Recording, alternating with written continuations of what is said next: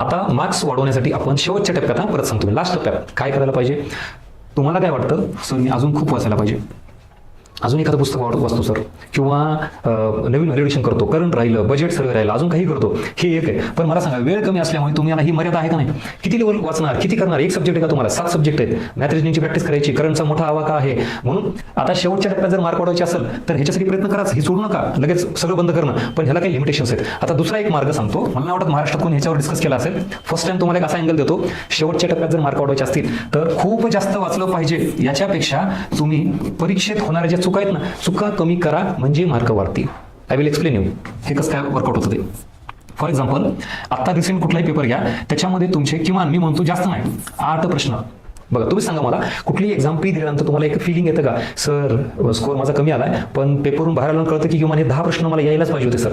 म्हणजे हिस्ट्रीचे 2 असतील, जॉग्राफीचा एक असेल, पॉलिटिक्सचा एक असेल, इकोचे 2 असतील, सर इझी होते पण सिली मिस्टेक झाली, किंवा मला वाचण्यात तिथं लक्षात आलं नाही, वॉट काही असेल. असे 8 ते 10 प्रश्न असे असतात की जे तुम्हाला यायलाच पाहिजे होते, पण तुमच्या वेगवेगळ्या कारणाने वेगवेगळ्या चुकांनी तुमचे हे 8 ते 10 प्रश्न चुकले. मी 8 धरतो. आता येणाऱ्या पेपरमध्ये काय करायचं माहिती का, किमान माझं काय म्हणणं आहे, ह्या तुमच्या 8 ते 10 चुका आहेत ना, त्या जरी तुम्ही कमी केल्या, किमान तुमचे समजा 4 चुका झाल्या, म्हणजे याचा अर्थ 4 प्रश्न तुमचे आता बरोबर येत आहेत. म्हणजे तुमचा स्कोर हा 4 ने काय होईल, प्लस होईल. कशामुळे? कारण तुम्ही काय केलं, तुमच्या मिस्टेक्स कमी केल्या की स्कोर काय होतो, वाढतो. Yes or no?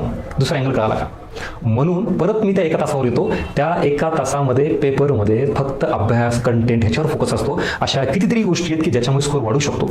तुमच्या चुकांवर तुम्ही लक्ष द्या.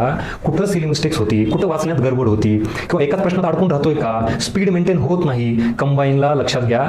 तिथं 1 तासात 100 प्रश्न सोडवणं म्हणजे ॲक्युरसी विथ स्पीड पाहिजे. नुसती ॲक्युरसी चालत नाही. सर मी प्रश्न बरोबर देतो पण 2 मिनिटात देतो. अरे काही सेकंदात एक प्रश्न सोडायचा तुला, 2 मिनिटात घेऊन काय करणार तू? बरोबर. बरं नाही ना सर, मी स्पीड खूपच मेंटेन करतो, एकदम खूप फास्ट मध्ये वाचतो आणि चुकवतो, तेही नको आहे. म्हणजे स्पीड पण पाहिजे, ॲक्युरसी पण पाहिजे. लक्षात घ्या. आणि ह्याच्यासोबत तुम्हाला चुका तुमच्या कमीत कमी करणं अपेक्षित आहे. जेवढ्या चुका कमी तेवढा स्कोर जास्त. म्हणजे शेवटच्या टप्प्यामध्ये मार्क वाढवायचे असेल तर काय करायचं, अभ्यास तर चालूच ठेवा, नो इश्यू, पण त्याच्यासोबत ह्याच्यावर लक्ष द्या. मी म्हणतो प्रत्येक पेपरला जेवढ्या चुका होतात त्याच्यापेक्षा अर्ध्या कमी, म्हणजे 0 एरर करायचा प्रयत्न जरी केला तरी यू कांट इमॅजिन पेपर झाल्यानंतर आवर्जून गजानन भस्के तुम्हाला आठवलं, येस सर मी हा प्रयोग केला आणि पेपरमध्ये मी अलर्ट राहिलो, लक्ष दिलो की चुका होऊ देणार नाही. प्रत्येक पेपरला माझा अनुभव, म्हणजे ज्या विद्यार्थ्याशी बोलतो ना, पेपर झाला तुमचे फोन मेसेज भरपूर येतात मला. मी आल्यानंतर त्यातून एकच गोष्ट ऑब्झर्व केली, ती म्हणजे सर इकॉनॉमिक्समध्ये अजून 2 प्रश्न येत होते मला, हिस्ट्रीमध्ये अजून 1 प्रश्न बरोबर यायला पाहिजे होता, पॉलिटिक्समध्ये असं करून तो आकडा तुमचा 8 ते 10 हे नॉट अ जोक जो येत होता. आणि हा जर आणला की जिंकला, तुमचा स्कोर एवढा प्लस गणित धरा.